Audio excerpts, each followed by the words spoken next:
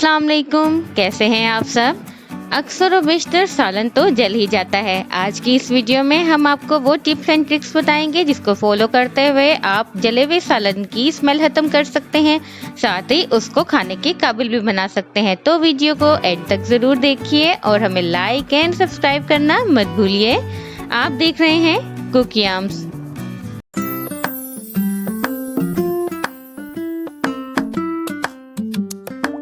सालन अगर जल जाए तो उसके 2 से 3 तरीके होते हैं उसको रिस्टोर करने के। अब ये देख लीजिए, जो आपको सालन दिखाया गया है ये गोश्त का सालन है। इसमें जो गोश्त है वो नहीं जला, जबकि इसका मसाला जो है वो जल चुका है। इसको हम कैसे रिस्टोर करेंगे, इसमें हम ऐड करेंगे दूध।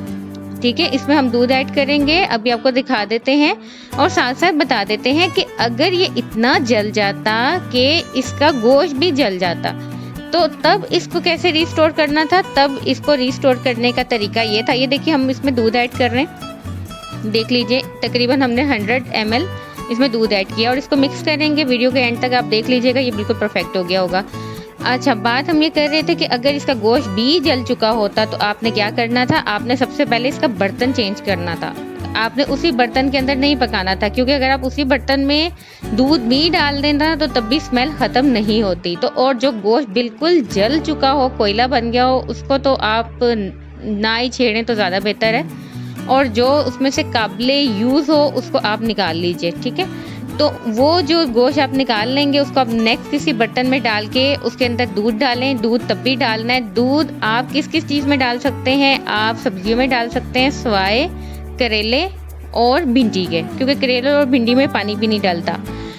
इसके अलावा आप दालों में डाल सकते हैं, गोश्त के सालन में डाल सकते हैं और बाकी तमाम सब्जियों में दूध डाल के इसको रिस्टोर किया जा सकता है। अगर दूध अवेलेबल नहीं है तो आप इसकी जगह दही भी डाल सकते हैं, दही से भी टेस्ट सही हो जाता है। और इसके अलावा एक और, ये देखिए अब इसका कलर कितना अच्छा आ गया और इसका टेस्ट इतना अमेजिंग आता है दूध डालने के बाद कि कोई सोच भी नहीं सकता कि ये जला था, बल्कि इसका टेस्ट ज़्यादा अच्छा आ जाता है। लेकिन इसका मतलब ये नहीं कि अब आप हमेशा अपना गोश्त या सालन जो भी है वो जला दें। इसका टेस्ट बहुत अच्छा आ जाता है दूध डालने के बाद और स्मेल बिल्कुल नहीं रहती।